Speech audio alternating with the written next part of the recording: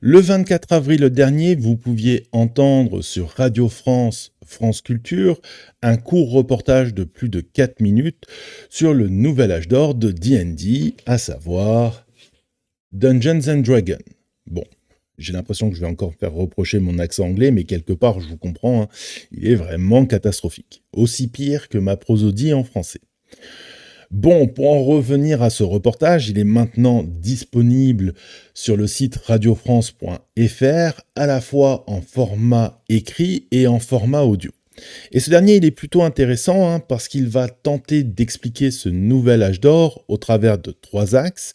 Alors, de façon très succincte, je l'ai dit, c'était un court reportage de plus de 4 minutes, mais les 3 axes, moi je les trouve quand même assez intéressants. Premièrement, celui qui est le plus mis en avant, ce sont les fameux Actual Play, c'est-à-dire ces émissions qui se présentent comme des séries qui sont en fait des parties live de D&D que vous pouvez retrouver sur des réseaux tels que Twitch ou YouTube avec des chaînes telles que La Bonne Auberge pour rester dans le côté francophone. Mais d'un autre côté, il faut reconnaître que Lucien Maine et son équipe ont fait un super boulot de vulgarisation à la fois du système et de l'univers de D&D.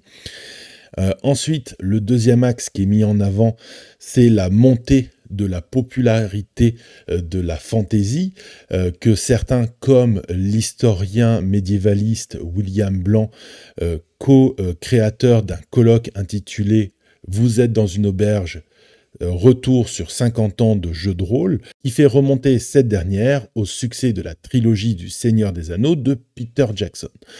Le troisième axe, il est peut-être moins évident, pourtant c'est le fer de lance en ce moment de Wizards of the Coast, détenteur de la licence de D&D, c'est rendre le jeu le plus accessible possible, et c'est d'ailleurs dans cet état d'esprit qu'a été créée la 5e édition, et que cette dernière s'est vue révisée, histoire d'être encore plus accessible, mais aussi de répondre à certaines critiques qui leur a été faites sur les réseaux sociaux.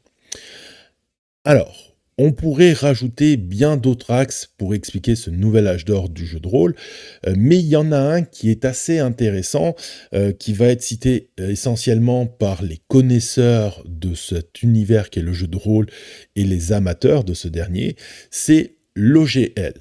Alors oui, je vais le dire en français, histoire de ne pas vous rendre sourd une fois de plus avec mon accent en anglais. Mais qu'est-ce qui se cache derrière ces 3 lettres ? Eh bien, tout simplement, l'Open Gaming License. J'ai reparlé en anglais. Alors, c'est quoi cette Open Gaming License ? Tout simplement, c'est une volonté qui est née de la direction de Wizards of the Coast. Vous pouvez d'ailleurs retrouver un très intéressant entrevue donnée par le vice-directeur de la maison d'édition de l'époque, à savoir Monsieur Ryan Dancey, sur le site web.archive.org, dans lequel il explique qu'ils ont voulu rendre leur système en mode open source, histoire de pouvoir dire à la communauté ce qu'elle peut ou pas utiliser. Parce que oui, le principe en fait de propriété intellectuelle dans l'univers du jeu de société, c'est quelque chose d'assez compliqué. Et dans l'OGL, il y a quelque chose d'assez spécial, c'est que Wizards of the Coast croyait qu'en rendant son jeu open source, ou du moins, je devrais plutôt dire une partie de son jeu, ils allaient pouvoir en bénéficier. Alors ça peut paraître un peu incohérent au premier abord, mais l'histoire a tendance à leur montrer qu'ils avaient raison.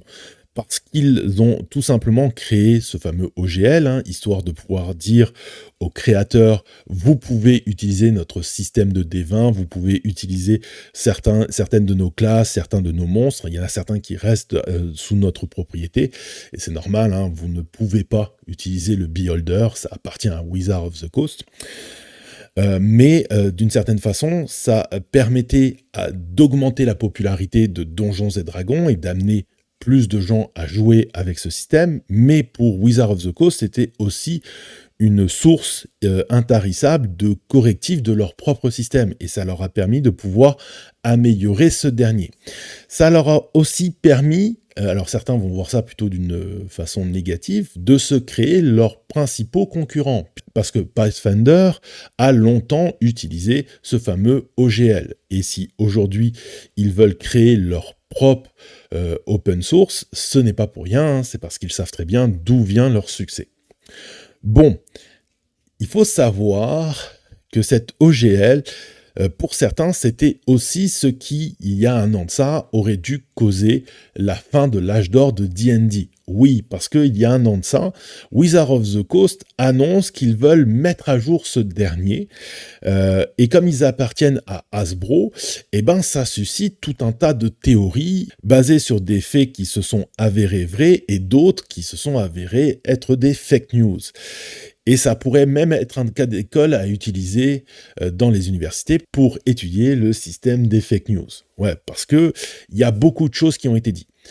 Bon, pourquoi est-ce qu'un tel drama est né ? Tout simplement parce que à l'époque, Hasbro vivait une période, et ils la vivent toujours d'une certaine façon, hein, il ne faut pas oublier que dernièrement, Wizards of the Coast a subi des licenciements dus au fait que justement, Hasbro essaye de redresser la barre. Mais à l'époque, ça allait pas très bien déjà, et quand ils ont annoncé l'OGL 1.1 pour remplacer l'OGL 1.0A que tout le monde aimait, certains ont eu l'impression que Hasbro voulait verrouiller son système de règles et d'univers afin de générer plus de bénéfices autour de la licence D&D.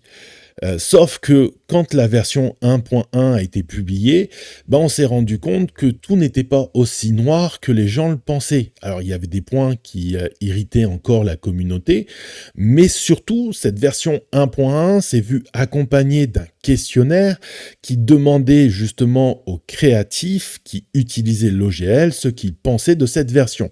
Et les retours ont été si négatifs que Wizards of the Coast ont décidé de faire machine arrière.